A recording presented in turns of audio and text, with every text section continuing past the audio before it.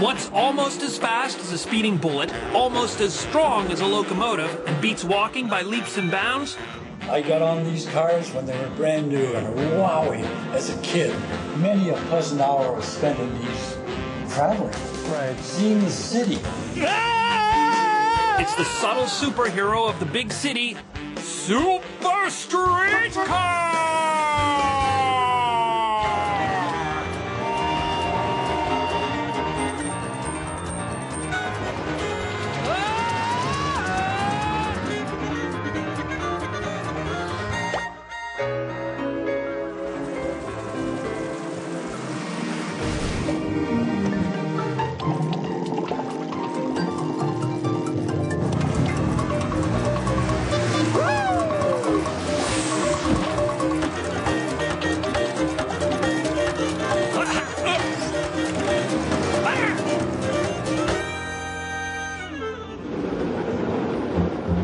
Streetcars are like the Clark Kents of the transportation world.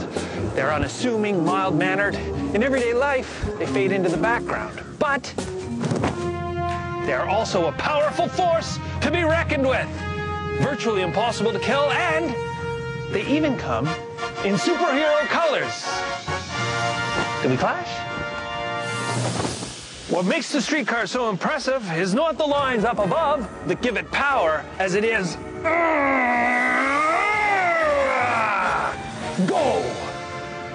The lines down below, the lines that let it fly. In fact, streetcars were doing their thing before electricity was even usable. But let's not put the cart before the horse. Back in the early 19th century, public transit was picturesque. But as cities grew, transit workers discovered that a heavy coach plus a muddy street equaled some really unhappy horses. Since they couldn't do anything about the horses, they had to do something about the streets, like dig them up and lay down rails, which cut friction on the coach's wheels to almost nothing, thereby increasing the horsepower, so to speak. In 1884, at the Toronto Industrial Exhibition, Charles Van de Poel unveiled the first transit coach powered by that zappy new invention, electricity. The crowds loved it. There was a catch. The rails carried electricity like a subway. Yeah, not a great idea. Van de Poel solved that little problem by inventing this thing. It's called the underrunning trolley pole. And basically, it's a running conductor that's attached to the power line. It's like a traveling electrical plug.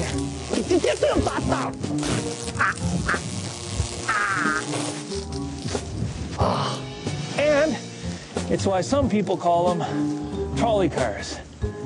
Yeah, a bit of a shock there. Van de Poel! Van de Poel's shocking idea meant that city skies were soon laced with electrified power grids, and many still are today. This single source of power sends electricity down the pole and into the streetcar where it runs all the systems. We're talking the doors, the motor, the horn, windshield wipers, you name it. And any unused electricity is safely discharged out onto the tracks. The same power lines that power this streetcar power all the streetcars in the city. Fast, efficient, and inexpensive, electric streetcars on rails are a perfect way to move people around a city. But where there is greatness, a nemesis cannot be far behind. Rails come with a price. Zero steering capability.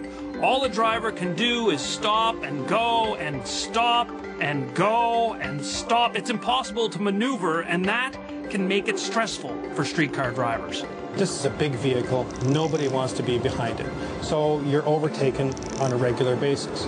Part of the problem with having another vehicle in your lane is they stop a lot quicker than we do. Well, these vehicles, being so heavy, this one in particular is 25 tons, it will coast and coast forever. So after an operator powers up a streetcar, he will automatically cover the brake. That's the first thing that he's trained to do. He's always checking his mirrors and blind spots to make sure that nobody's going to overtake him and stop in front of him. He's also concerned about the changing rail conditions. The toughest driving conditions are in the fall when we have the leaves on the ground. What they do is they create what's called black rail for our operators, that some of the juice or the sap comes out of the leaf and it makes the driving conditions very slippery. But the operator's greatest concern is the safety of his passengers. That's his greatest concern. One way to make things easier for streetcars is to give them priority over cars, and that's what right-of-way lanes are all about. But even they aren't foolproof.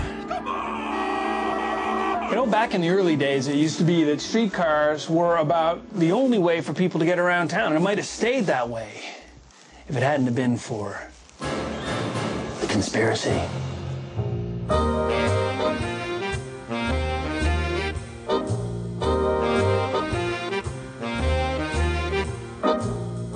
The first streetcar lines exploded outward from city centers at breakneck speed.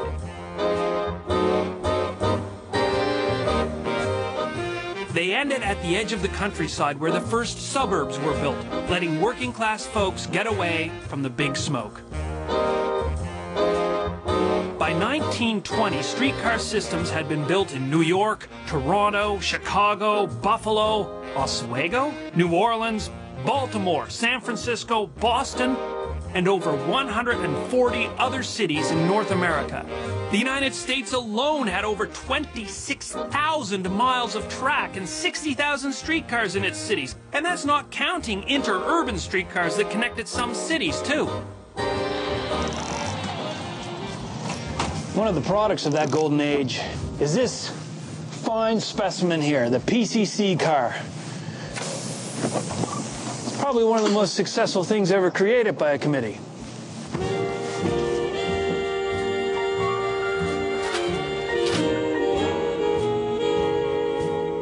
28 North